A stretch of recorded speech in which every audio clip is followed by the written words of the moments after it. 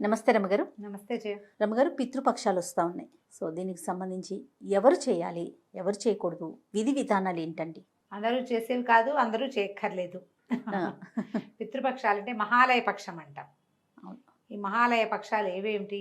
భాద్రపద పౌర్ణమి తర్వాత నుంచి 15 రోజులు ఉమ్, సాధారణంగా వ్యక్తులు మరణిస్తారు జయ.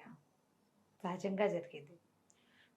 మరణించిన వాళ్ళు పితృదేవతలుగా మన పైలోకాల్లో ఉంటారని వాళ్ళు మన ఇచ్చే ఆహారం కోసం, నీటి కోసం ఎదురు చూస్తూ ఉంటారు. అంటే వీళ్ళు పుట్టేస్తారు కదా అనిపిస్తుంది మనకి. అవును.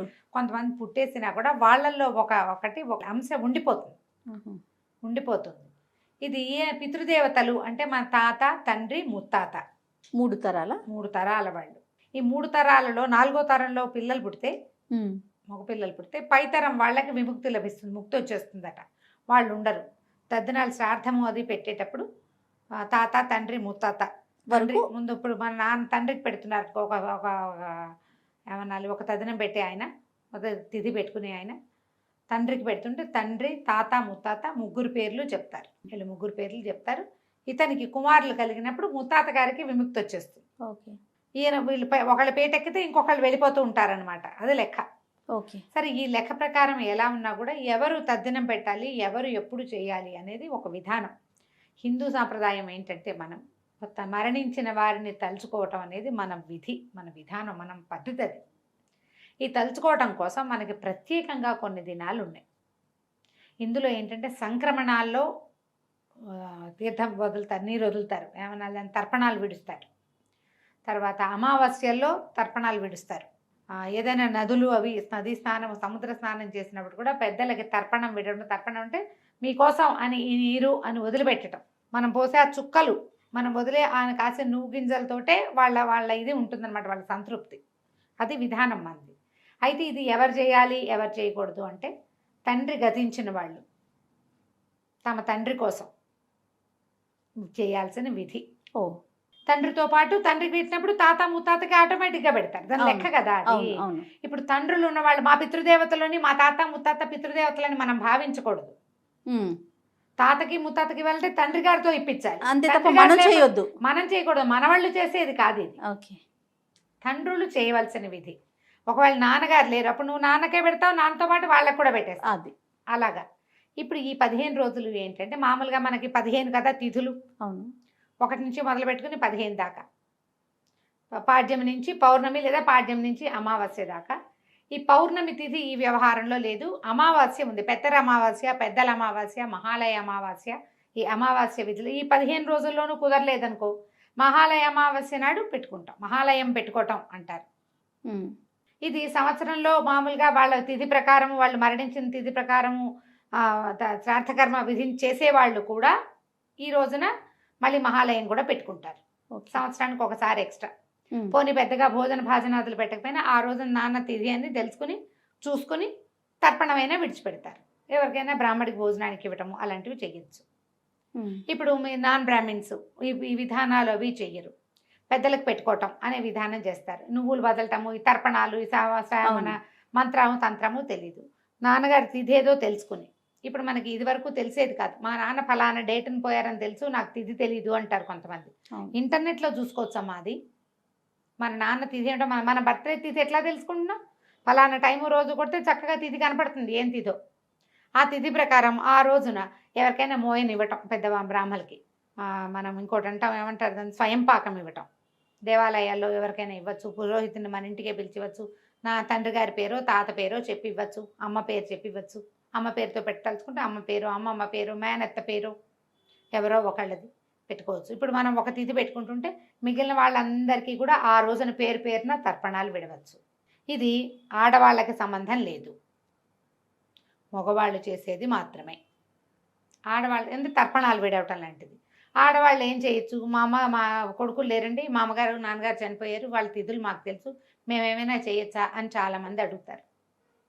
దేవాలయంలో ఎవరికైనా భోజనానికి ఇవ్వచ్చమ్మా. మా నాన్నగారి పేరుతో అమ్మగారి పేరుతో చక్కగా ఎక్కడైనా డబ్బులు కట్టండి భోజనానికి. దేవాలయంలో అర్చన చేయించండి. మీరు ఈ తిథులు వ్యవహారం వద్దనుకుంటే నాన్న అమ్మ పేరుతోటి సంవత్సరానికి ఒకళ్ళకి చదువుకునేందుకు అవకాశం ఇవ్వండి.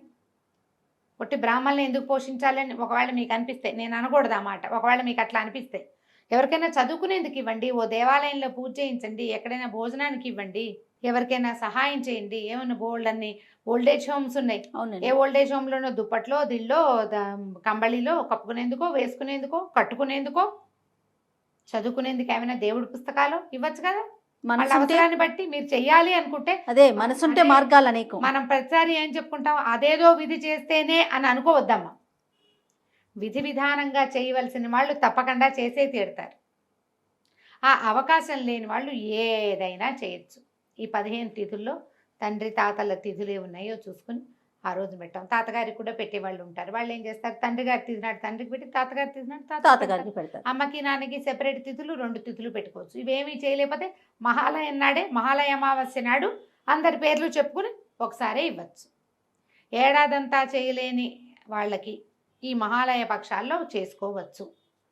ఒకవేళ మన తిథి రోజున మనకి పురుడు వచ్చిందో, మైలు వచ్చిందో, చేయలేకపోయాము.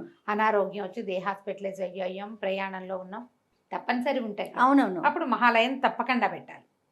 ఆలయంలో ఆ పక్ష తిథుల్లో 15 తిథులు ఏదో ఒక తిథి, ఏ తిథి మనతో చూసుకుని మన నాన్నగారితో, తాతగారితో, అమ్మదో, అమ్మమ్మదో చూసుకుని పెట్టుకోవటమే.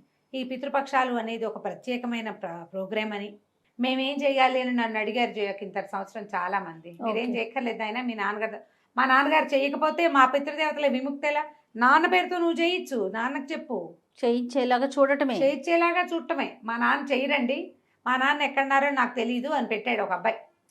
అప్పుడు అతనికి ఆన్సర్ చెప్పా, అదే ఆన్సర్ ఇప్పుడు చెప్తా. తండ్రి గారు లేరట, ఎక్కడికో వెళ్ళిపోయారు. అప్పుడు మీ తాతగారి పేరుతోటి దేవాలయంలో ఇవ్వండి ఎవరికైనా. అదే చేయాలని ఏముంది రమ్మగారు, ఇంకొక మార్గం అంతేనా? ఇంకో మార్గం చేసుకోవచ్చు.